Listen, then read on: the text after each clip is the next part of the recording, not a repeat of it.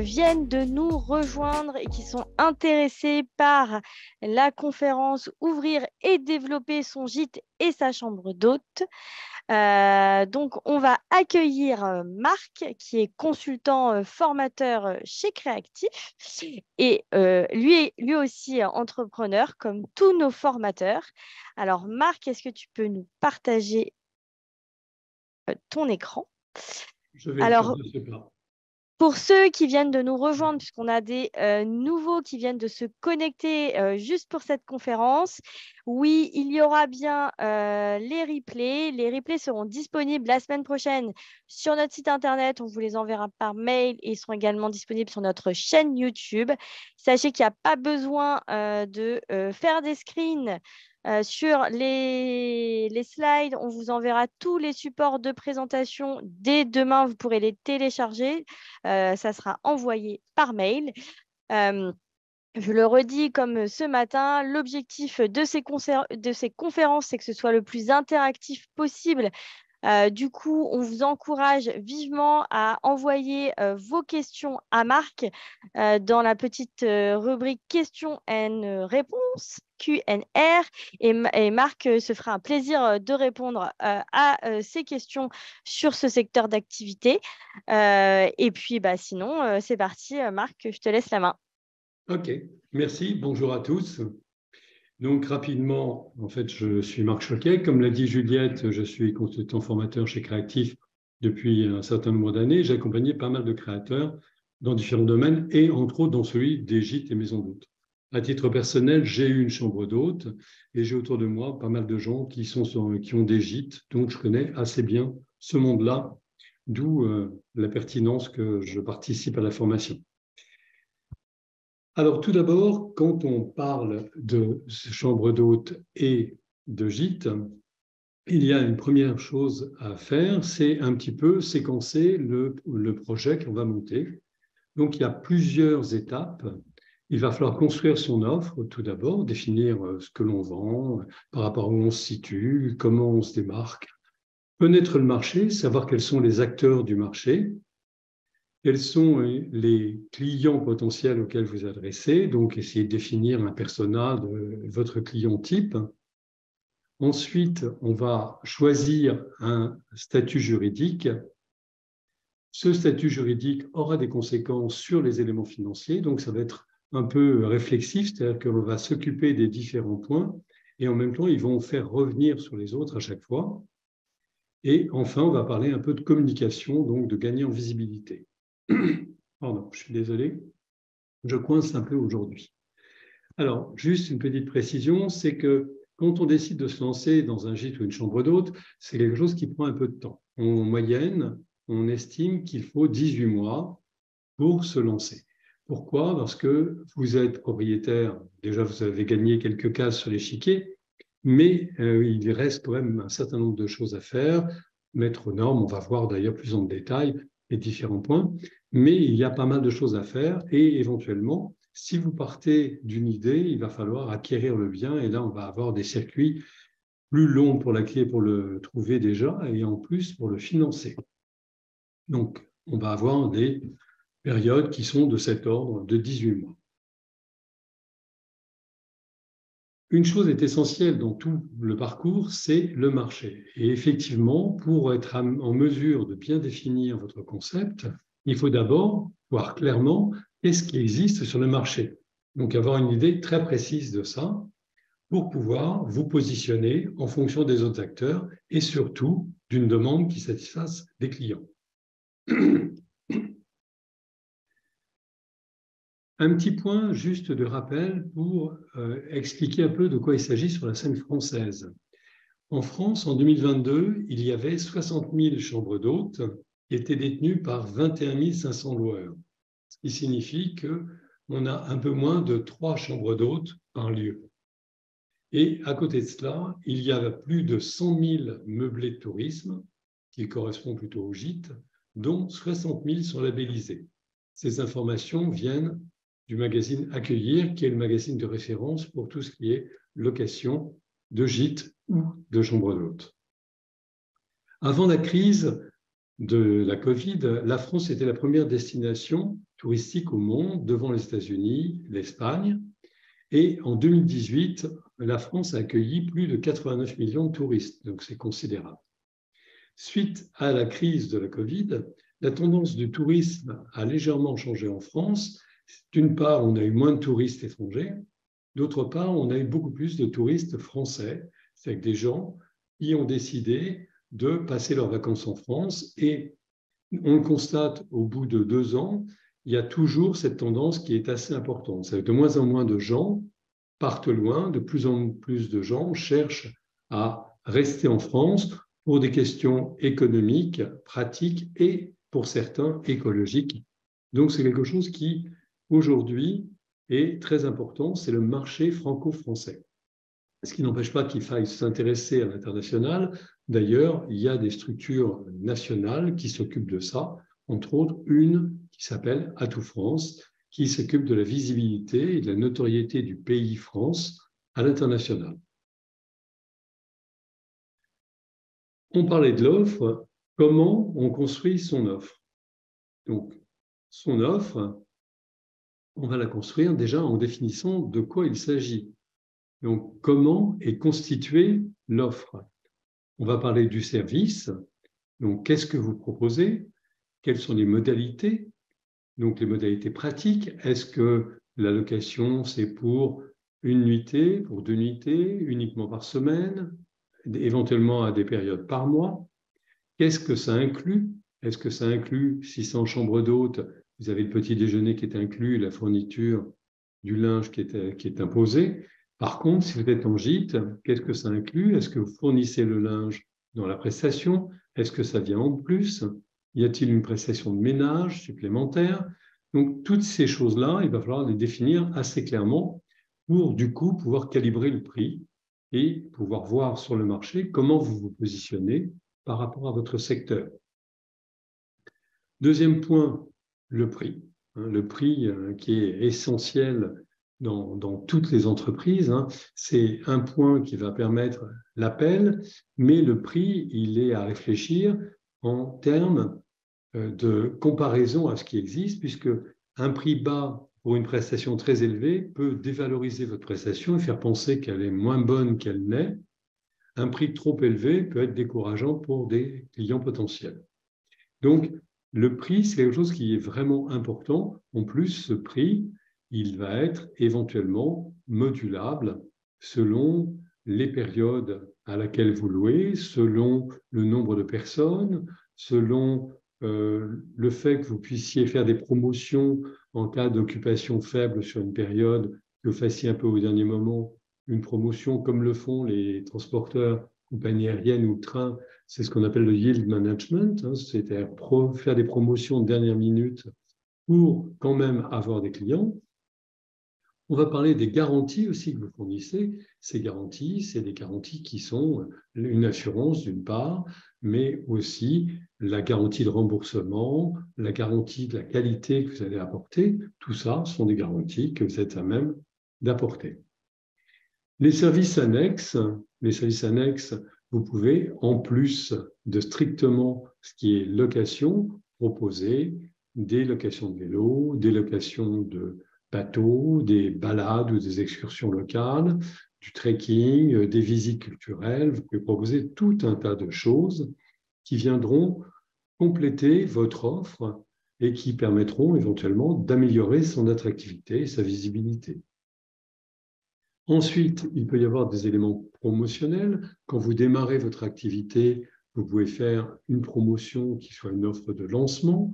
Vous pouvez, une fois que vous avez démarré votre activité, entretenir une base de clients et leur adresser, par exemple, des mails à des occasions de fêtes, d'anniversaires, qui permettent en fait de leur rappeler votre présence et de leur proposer éventuellement sous forme de cadeau, une ristourne pour un séjour. Donc là encore, il y a des éléments promotionnels que vous pouvez mettre en œuvre. La communication, qui est elle aussi la clé de voûte de l'histoire. Si on ne vous voit pas, si vous ne communiquez pas, c'est compliqué. Vous en avez entendu parler avec Valérie précédemment, mais Valérie intervient aussi dans le module de formation sur les gîtes et la chambre d'hôte. puisqu'en fait, c'est quelque chose de très important. Les conditions de paiement, comment vous vous faites payer, et puis après, les cadeaux, les petits cadeaux d'accueil que vous pouvez fournir à vos clients.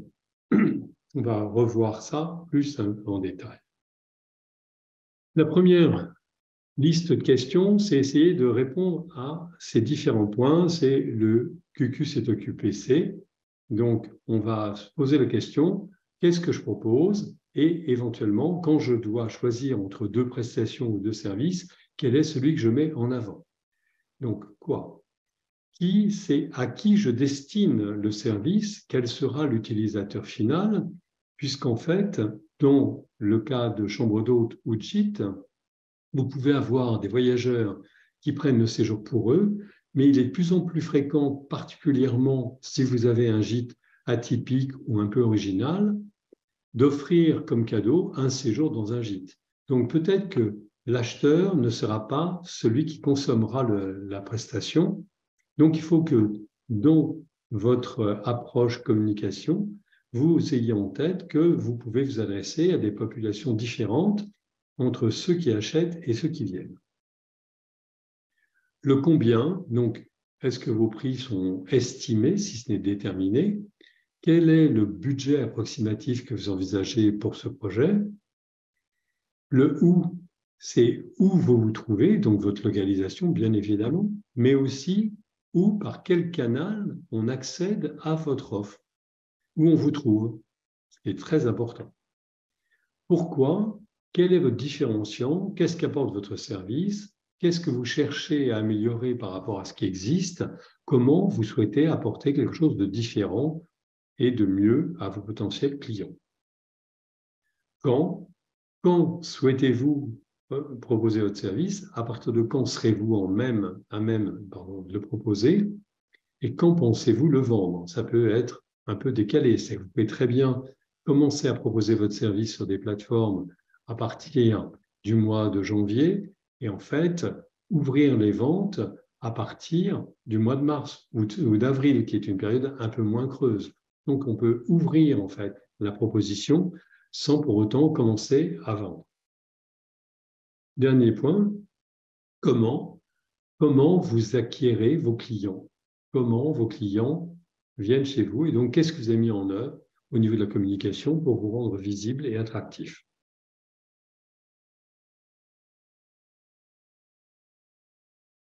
Comment construire son offre? On va parler du marché. Alors, le marché, dans tous les projets, quels qu'ils soient, et celui-ci ne déroge pas la règle, c'est le point crucial. C'est-à-dire que c'est le marché qui vous permettra de vous assurer de la pertinence de votre projet, de vous assurer de la temporalité, c'est-à-dire de vous lancer maintenant ou plus tard, de vous assurer du potentiel de clients qui existent. Tout ça, c'est sur le marché. Et d'ailleurs, il faut avoir en tête qu'à chaque fois que vous changerez des éléments dans votre offre, dans votre forme juridique, sur vos estimations financières, il faudra revenir confronter votre nouvelle proposition au marché. Le marché, c'est le juge de paix. Donc, incontournablement. Première chose par rapport au marché, il va falloir définir où vous allez localiser votre offre.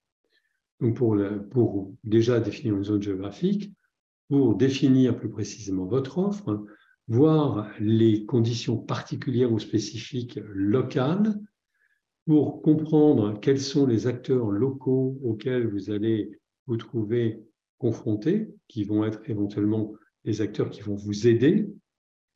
Deuxième chose dans cette localisation et dans l'étude de marché, c'est analyser la concurrence. Donc déjà, trouver ses concurrents. Alors on peut le faire déjà par le biais des plateformes ou des labels, qui sont quand même des sources considérables d'offres. Et puis on peut aller voir aussi les sites Internet individuels des différentes propositions qui existent pour voir comment ils sont présentés, qu'est-ce qu'ils mettent en avant, quelles sont leurs références par rapport aux clients qui sont venus, est-ce qu'il y a une satisfaction, des retours clients, voir un peu comment c'est organisé et comprendre ce qu'ils font et comment votre offre va se positionner par rapport à la leur.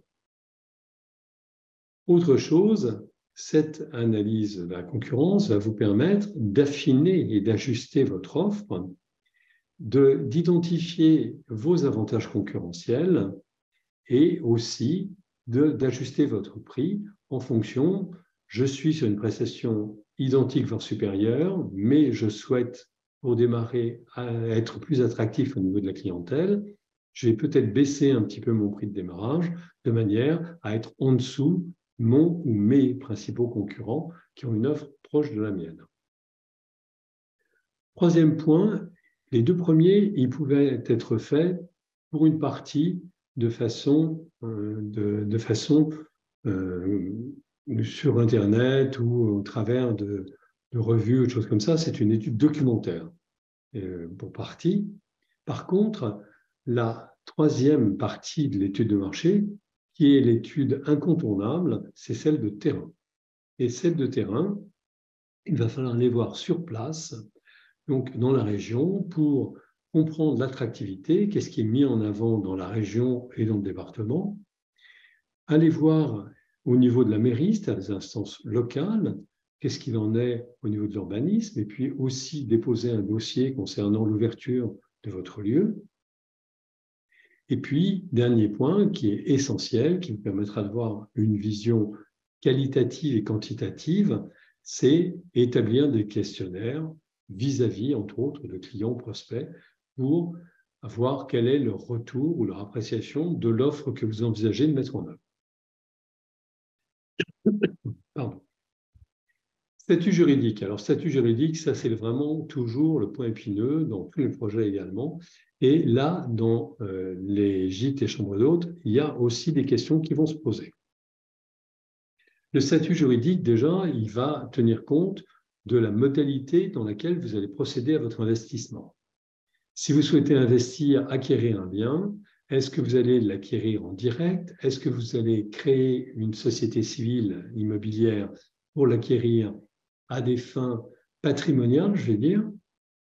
Ça, c'est la première chose et ça concerne l'acquisition du bien.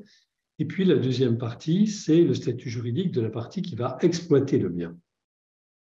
Donc là, les formes juridiques qui sont possibles et plus courantes sont l'entreprise individuelle, la micro-entreprise, une société anonyme à responsabilité limitée ou sa version simplifiée avec un seul associé, le URL, ou une société par action simplifiée, la SAS ou la SASU, quand on est tout seul.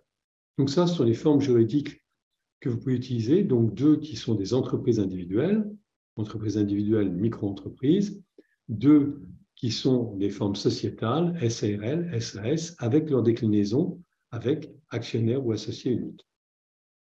Mais il n'est pas obligatoire, pour ce qui concerne les chambres d'hôtes en particulier, de créer une entreprise. On peut passer par un statut qui s'appelle le statut de loueur meublé non professionnel, qui est en fait un statut qui vous permettra d'avoir une visibilité, d'avoir votre activité, mais qui n'entraînera pas de déclaration particulière comme l'imposent les autres formes juridiques.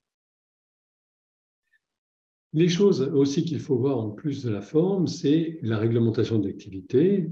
Comme toutes les professions, les gîtes et chambres d'hôtes doivent respecter certaines caractéristiques pour être considérés comme tels.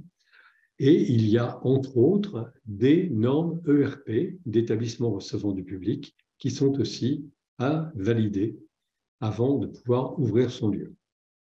Il y a aussi des taxes à payer, il y a bien sûr des impôts, il y a de la TVA éventuellement si on y est assujetti par rapport à sa forme juridique ou par rapport au montant que l'on a de chiffre d'affaires, la contribution économique territoriale qui est un petit peu la version professionnelle de la taxe d'habitation, et la taxe d'habitation et la taxe foncière si vous êtes un particulier. Dans les taxes à payer, il y a aussi la taxe de séjour que vous devrez acquitter. Si vous recevez des gens, c'est à vous de l'acquitter, sauf dans certaines régions, certaines plateformes l'effectuent pour vous. Donc, mais c'est quelque chose à avoir présent en tête. Vous devez percevoir la taxe de séjour de la part de vos voyageurs. Maintenant, parlons un peu du financier. Qu'est-ce qu'il va falloir regarder dans le financier? Eh bien, il y a 3 grandes choses qui sont essentielles. C'est tout d'abord, de quoi ai-je besoin au départ? Donc, définir les besoins qui sont nécessaires au démarrage de l'activité et quelles sont les ressources que j'ai en face pour pouvoir payer, acquérir ces besoins. Donc ça s'appelle un plan de financement. Donc c'est la première chose que vous allez devoir faire. Et ça va être le premier état.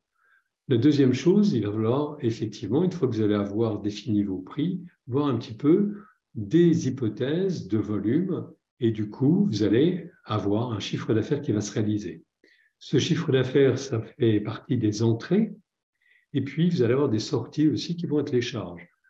Donc certaines sont celles que l'on a vues sur la page avant, qui sont les charges correspondant aux impôts et taxes, mais vous allez aussi acquérir des choses pour produire votre service ou des achats à faire, pour des activités de négoce. Donc tout ça, ça va se retrouver dans le compte de résultat et il va y avoir un compte de résultat prévisionnel à établir. Troisième état qui est important, puisqu'en fait, la trésorerie, c'est le nerf de la guerre, c'est le plan de trésorerie, c'est comment l'argent va rentrer et sortir. Pardon. Veuillez m'excuser.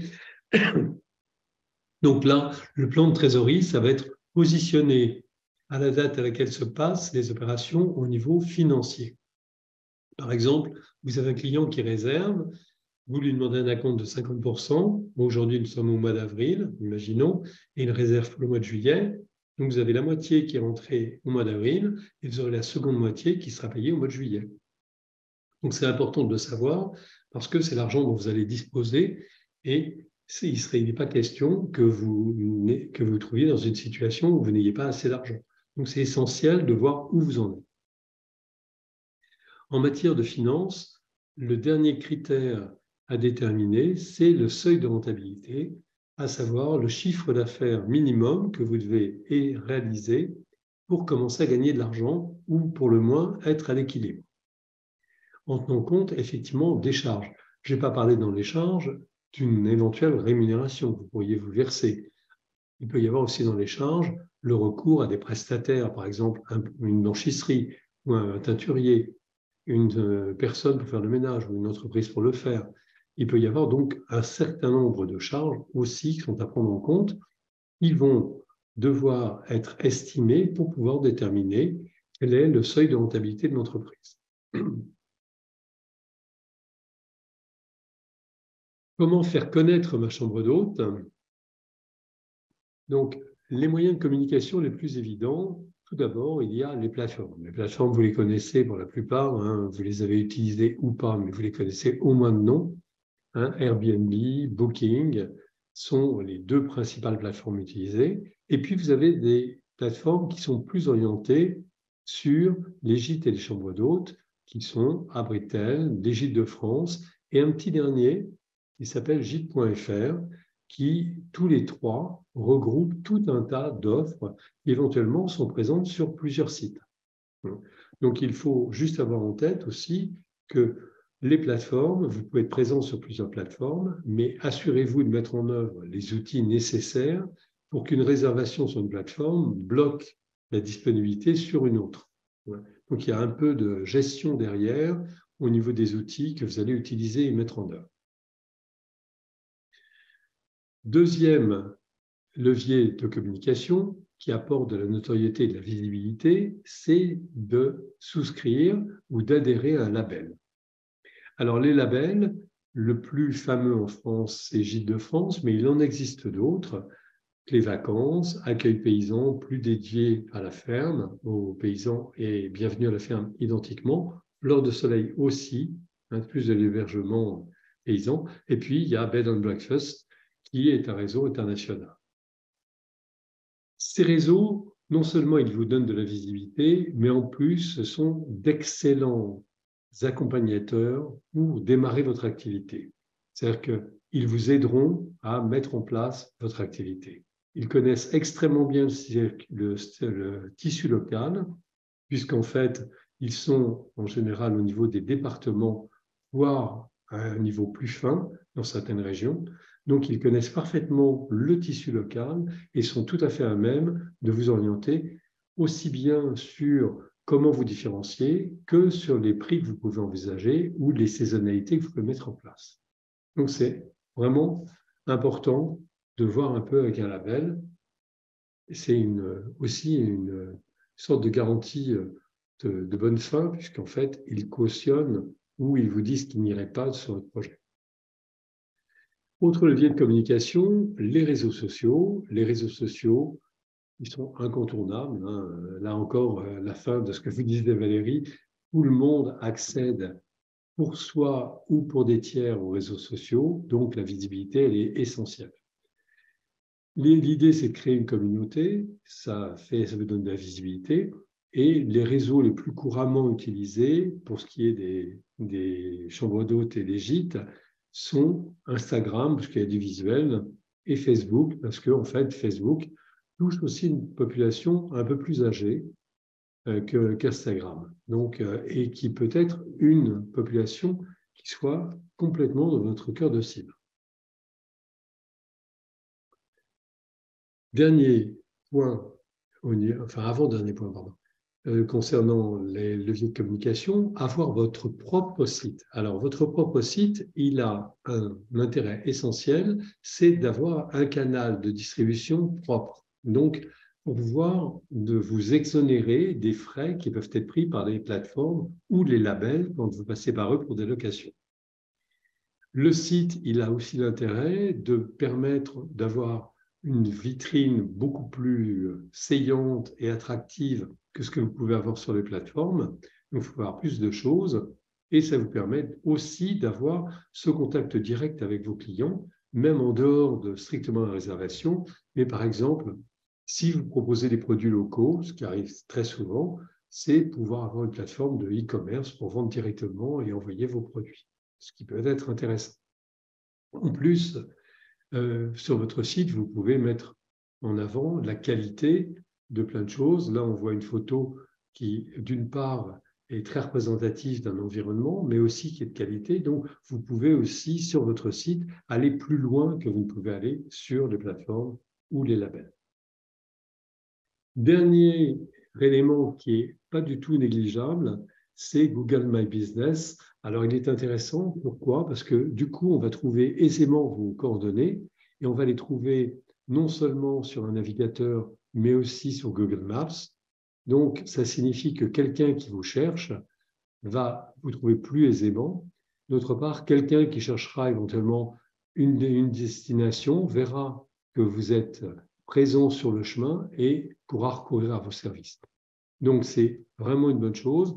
En plus, ça donne tout un tas d'informations. La condition essentielle et incontournable, c'est de le tenir à jour. Parce que l'information qui n'est pas mise à jour, c'est vraiment quelque chose d'assez nuisible. Donc, ça vaut pour tout d'ailleurs, que ça soit sur le site, sur Google My Business, sur les labels, sur les plateformes, il y a une vraie maintenance à assurer. En plus, pensez à autre chose dans la communication, c'est que vous aurez des avis clients sur les plateformes, vous aurez des avis clients. Pensez à répondre, à dire ne serait-ce qu'un merci aux gens qui ont déposé un avis favorable ou expliquer ou donner éventuellement une réponse cohérente à des gens qui n'ont pas été satisfaits en leur proposant d'en discuter, en leur proposant de revenir et de leur faire une condition préférentielle. Mais n'hésitez pas à répondre. Parce qu'en fait, quand on dépose un avis, le fait de jamais avoir de réponse, ce n'est pas une bonne chose. Et on se dit que la personne en face n'en a pas grand-chose à faire. Donc moi, je trouve que même de dire merci, c'est bien. OK ? Voilà, j'ai fait un petit peu le tour du sujet pour ce que l'on peut en dire dans un parti.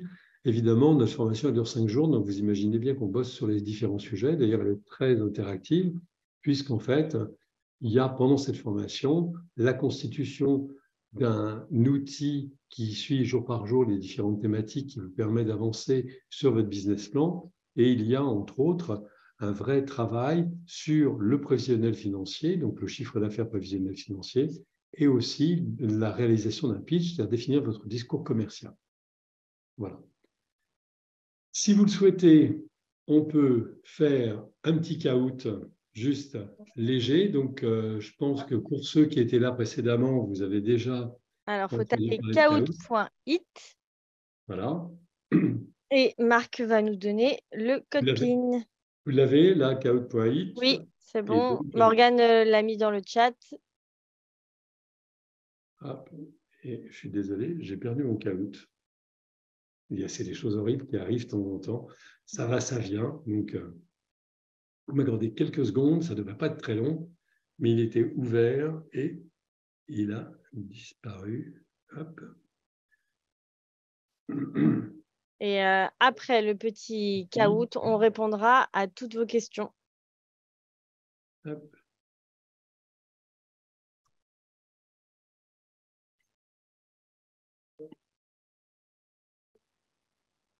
Ça arrive.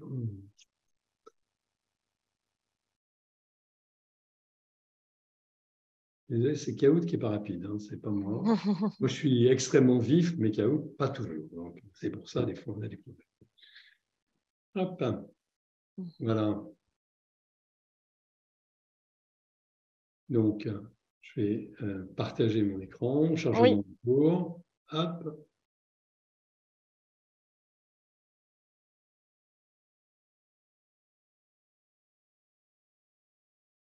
Donc, je partage mon écran.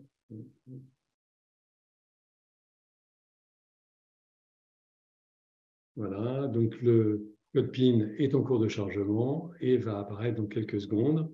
Alors, le code PIN, c'est le 621 87 04. 621 87 04. À vous. À vous de jouer. Quand tu estimes que c'est bon, Juliette, Ouais. On va laisser le temps à tout le monde Oui, de au bien se maximum, ouais. connecter.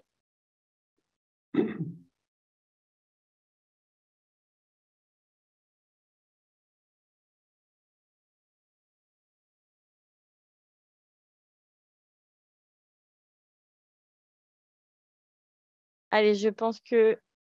Allez, on va jusqu'à 40. Allez. Allez, 2 volontaires de plus et ça sera bon. On vend. Allez, plus qu'un. Kahoot.it et vous avez le code PIN qui est 621 87 et 04. Allez, on a les 40, c'est bon, on a la jauge. Et on démarre. Alors, Donc, première question. Alors, Kahoot, donc vous devez juste répondre en disant, selon la question, vrai, faux, vous voyez en fait les codes couleurs et les formes qui sont proposées dans les réponses. Donc, un quiz. Bien connaître son marché, il faut se renseigner sur le terrain, analyser la concurrence, définir une zone géographique, ces 3 propositions. Ça y va. Hein. Allez, il vous reste plus que 5 secondes pour répondre.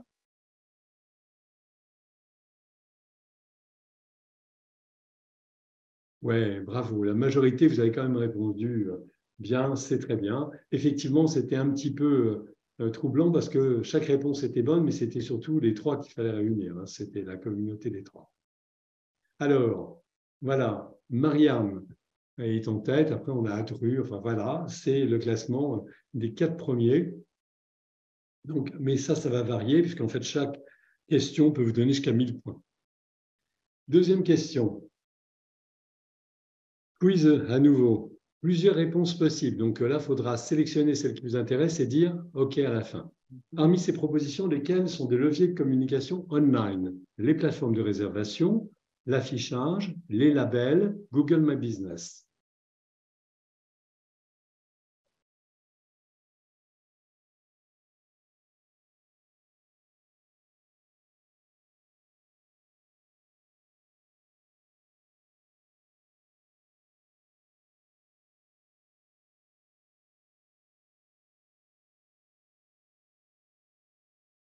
Hop.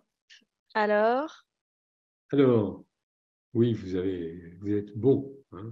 Il y a juste quelques personnes qui sont égarées sur le chemin de l'affichage, qui n'est pas vraiment digital. Mais sinon, c'est bien. Marianne tient le pavé. C'est vraiment... Voilà. On a peut-être notre héroïne de la journée. Alors, vrai, faux. Là, c'est plus simple, c'est vrai ou faux. Des normes ERP sont primordiales à prendre en compte pour l'activité de chambre d'hôte ou gîte.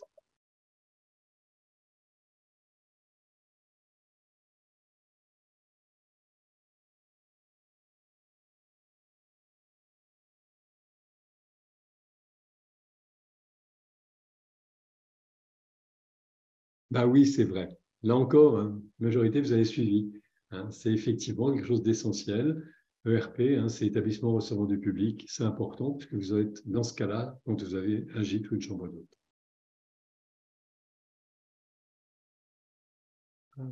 Joe, deuxième couple le voit. Et Estelle a fait un très beau combo. Donc, 3 réponses bonnes de suite. La petite quatrième question, réponse multiple comme la seconde. Quels sont les éléments financiers à préparer? Un plan de financement initial, un plan de trésorerie, un compte de résultat prévisionnel, un bilan prévisionnel.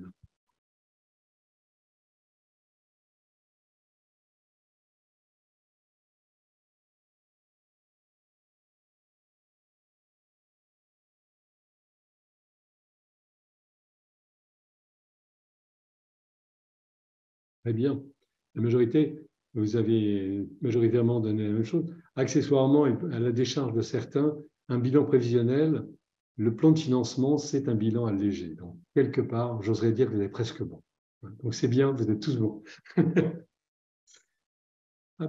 Et alors, the winner va avoir d'abord le troisième, Isa, second, Joe, et the winner is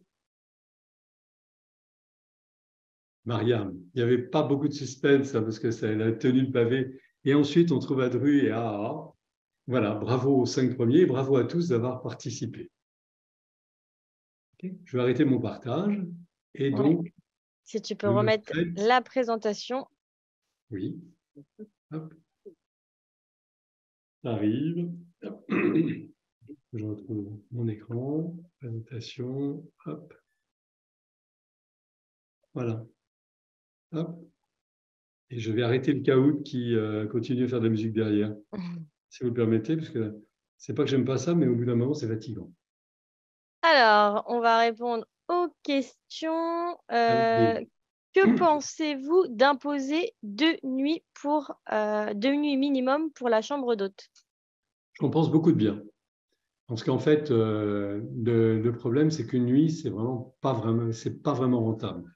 Parce que les frais que vous avez au niveau du nettoyage et tout, c'est pas vraiment idéal. En plus, quand un voyageur s'en va, il faut faire le ménage avant que l'autre n'arrive. Donc, c'est vraiment un petit peu lourd. Donc, moi, je trouve que c'est bien de proposer 2 nuits. Alors, s'entend, il y a des fois des exceptions à faire, même quand on dit 2 nuits par défaut. Quand il y a, par exemple, un événement particulier, où là, les tarifs peuvent être augmentés et du coup, on peut faire une nuit. Est-il judicieux d'annoncer l'ouverture à la concurrence en les invitant à une journée portes ouvertes? C'est quelque chose qui se fait très bien parce que ce n'est pas un monde dans lequel il y a une concurrence très violente. Au contraire, on s'entend plutôt bien. Et d'ailleurs, dans votre étude de marché pour la concurrence, c'est vraiment... J'ai jamais entendu quelqu'un me dire je suis allé voir des gens qui font chambre d'hôte, ils m'ont jeté à la rue. Non, c'est jamais. Donc, au contraire, quand on est dans des régions où il y a une attractivité, il y a même des fois d'aller voir des concurrents, ça peut permettre d'avoir des premiers clients parce que quand ils sont, eux, en incapacité d'accueillir, ils proposent à des chambres d'hôtes qui sont proches et avec lesquelles ils s'entendent bien. Et ça vaudra pour vous dans la situation quand ça se produira. Faut-il une assurance spécifique, par exemple, pour dégâts causés aux effets personnels des clients? Il faut une RCP, oui, une responsabilité civile professionnelle, c'est préférable pour couvrir effectivement les risques, puisqu'en fait, ce n'est pas comme quand vous accueillez quelqu'un chez vous gracieusement, auquel cas votre assurance multirisque habitation, elle fonctionne, là pas. Donc, il faut effectivement avoir une assurance qui soit plus extensive. Ça peut d'ailleurs être une extension de votre multirisque habitation personnelle. Quelle est la norme ERP pour une chambre d'hôte? La norme ERP pour une chambre d'hôte, elle est assez légère en vérité. C'est une question d'accessibilité. Indiquer un plan de sortie, c'est des choses de ce genre-là qui sont utiles. Il n'y a pas effectivement de question de poids ou de volume. Par contre, si vous avez des gîtes, ça peut être plus important. Quelle est la différence entre créer un gîte et mettre en location sa résidence secondaire via une plateforme bien connue? Ben, il y en a un, c'est un gîte et il a cette dénomination et il est reconnu comme tel. Et là, pour le coup, il y a les nuitées, enfin la taxe de séjour à collecter. Alors que si on fait de la location saisonnière, ben, ça, c'est vous en tant qu'individu qui louez pendant un temps. Généralement, c'est un mois. C'est comme si vous louiez un appartement à Paris en location temporaire. C'est pas la même chose. C'est pas un gîte. Il n'est pas Doit- reconnu comme meublé de tourisme. Doit-on avoir un accord de sa mairie pour ouvrir une chambre d'hôte? Oui, il faut déposer un dossier à la mairie. Il faut s'enregistrer auprès de la mairie. Quels sont ces outils qui permettent de bloquer les autres réservations sur les autres sites? Alors en fait, c'est un agenda, un agenda collectif dont je connais le nom par cœur et que je suis incapable de vous dire dans la seconde. Si, c'est le protocole ICAL. Voilà, je cherchais.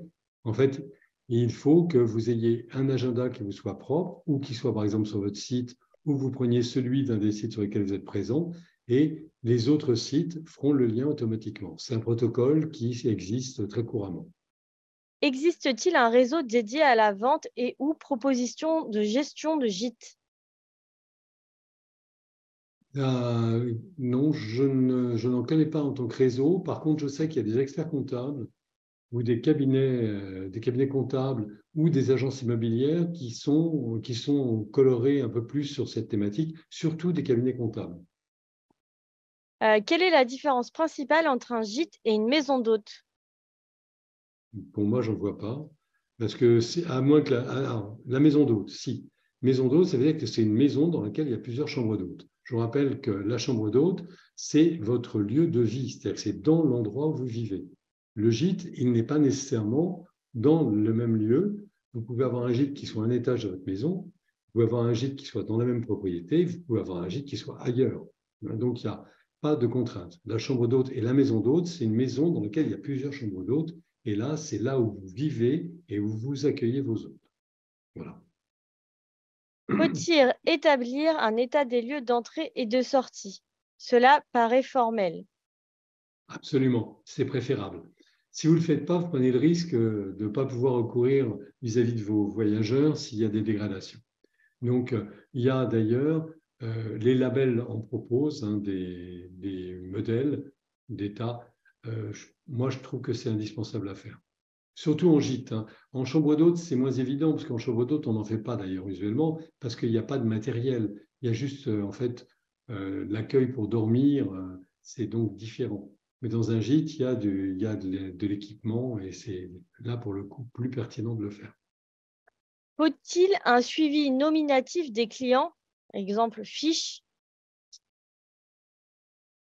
Il n'y a pas d'obligation qui vous est faite, mais de toute manière, à un moment, il faudra établir une facture. Donc, il faudra bien que vous ayez les caractéristiques de vos clients. Par contre, avoir un fichier client qui ne soit pas nécessairement très complexe, mais au moins pour pouvoir leur envoyer un petit mail, comme je disais de temps en temps, de rappel ou pour leur souhaiter un événement, je pense que c'est pas mal. Donc, moi, je suis pour avoir un petit outil de gestion de ces clients et pouvoir les relancer et leur envoyer un message. Je trouve ça bien. Un gîte français à l'étranger doit-il respecter les mêmes normes ERP qu'en France, par exemple, si c'est un gîte en Espagne ou au Portugal? Je ne comprends pas la notion de gîte français. Je suis désolé parce que le gîte, c'est par rapport à l'endroit où il est. C'est-à-dire, vous êtes américain et vous avez un gîte en France, c'est un gîte français. Il respecte la loi française. Donc, si vous avez un gîte en Espagne, il doit respecter les contraintes espagnoles. Mais ça, c'est pas un gîte français, bon, c'est un gîte espagnol. Ok, merci. Y a-t-il un site où il y a toutes les normes sur la chambre d'hôte? Alors, il n'y a pas un site où il y a toutes les normes qui sont concentrées. On va trouver plusieurs sites, mais il faut il y a toujours, faut aller un petit peu à la pêche. Et effectivement, c'est quelque chose que l'on a fait pour la formation, pour les aspects justement juridiques et réglementaires, d'aller pêcher parce qu'il faut un petit peu aller au hasard des choses et aller des sites du gouvernement sur des sites professionnels. Il y a un peu de recherche, oui, mais il n'y a pas d'unicité. Doit-on souscrire à un PMS pour gérer les chambres d'hôtes? Un PNF? Est-ce que, Isabelle, vous pouvez préciser PMS, s'il vous plaît? On reprendra la question après si Oui, parce que je ne vois Isabelle pas nous entend. d'emblée, les acronymes, ce n'est pas toujours évident. Peut-on allier une maison d'hôtes avec une terrasse bar au niveau juridique? Bah, à part que ce sont deux activités qui n'ont rien à voir, donc on peut effectivement faire une chambre d'hôte et avoir une activité commerciale, parce qu'une terrasse bar, c'est une activité commerciale classique avec une licence, enfin avec d'autres contraintes que celle de la chambre d'hôte, hein. Alors, elle dit Property Management System. Et en français. Je pense que c'est un logiciel de gestion de gîte. Je ne crois pas qu'il y ait de logiciel de gestion de gîte à proprement parler. Par contre, les plateformes, entre autres, celles des Gîtes de France, vous procurent des outils. Voilà. Alors, par exemple, nous, chez Créatif, nous sommes partenaires d'Otizy.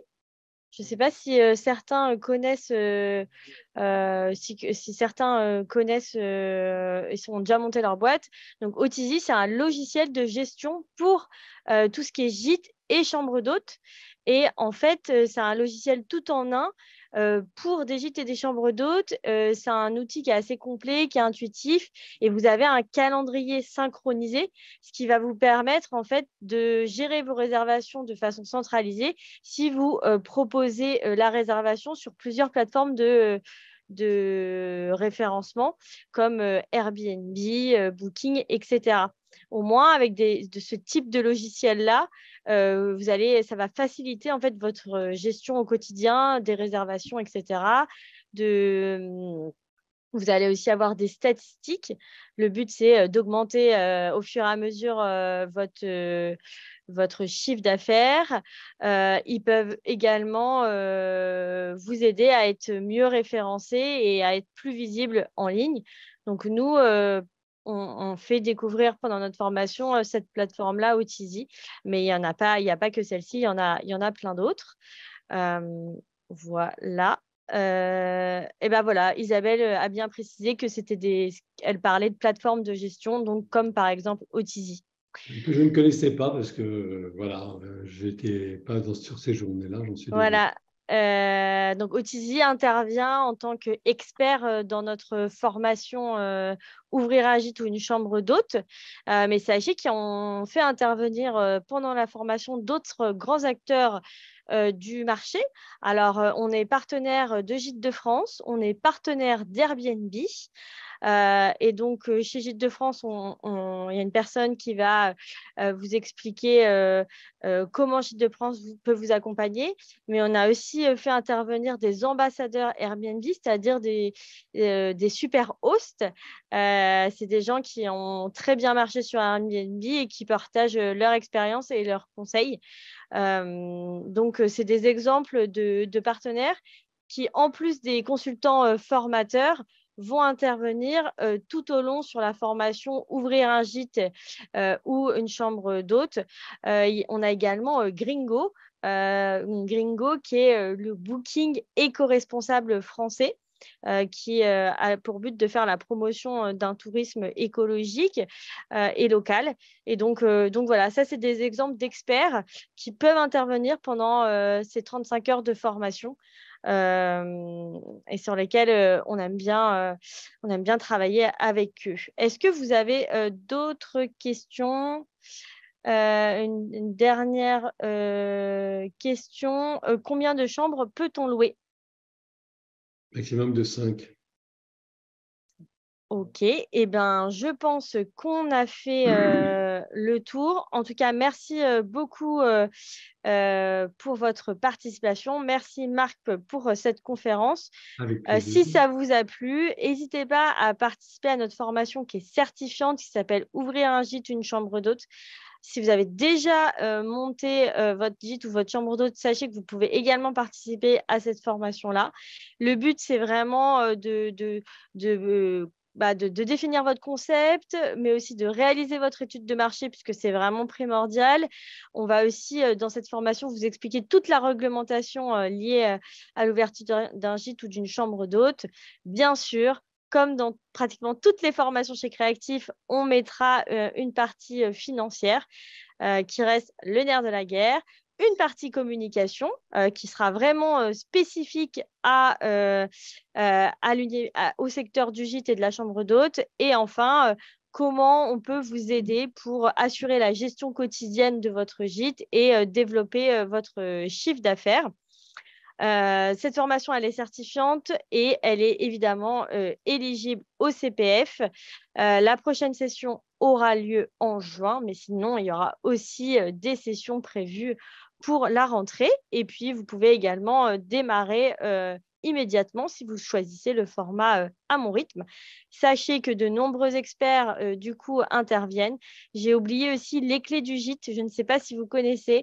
On travaille avec la fondatrice des clés du gîte, qui a une super communauté et qui a plein de tips, qui donne plein de tips pendant la formation.